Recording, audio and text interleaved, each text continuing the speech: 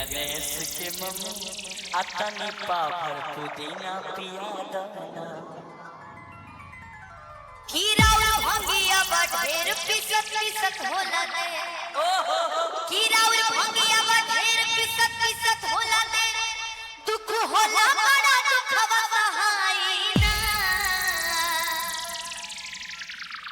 ए गणेश के पापा अरे बोलो ना बाप रे बाप जल्दी बोलो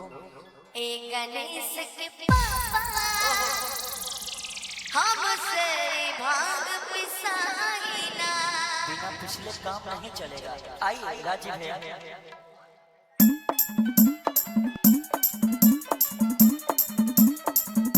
डीजे मनोहर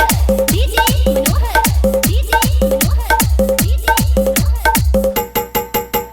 चलो चलो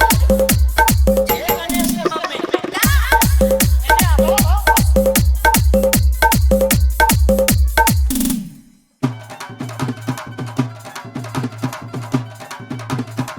नहीं खाए तो बाबे बाबा की सारी मनाए नहीं खाए तो बाबे बाबा की सारी मनाए नहीं खाए तो बाबे बाबा की सारी मनाए लेकिन मन को तपीस के एक गणेश के मम्मी का एक गणेश की मम्मी अरे मान जाता बहुत मन करा था हमरा पुदीना पिए के सही में पिया बाबा पुदीना एक गणेश के मम्मी बस पावर पुदीना पिया दाना गणेश के मम्मी बस पावर पुदीना पिया दाना भंगिया बा ढेर पिसत पिसत होला दे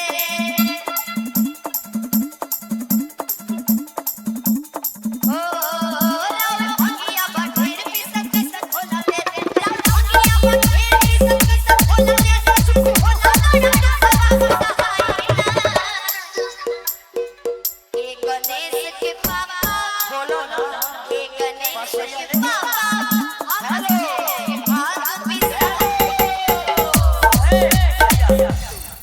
देखिए पार्वती मैया पुदीना पिसाए खातिर देखिए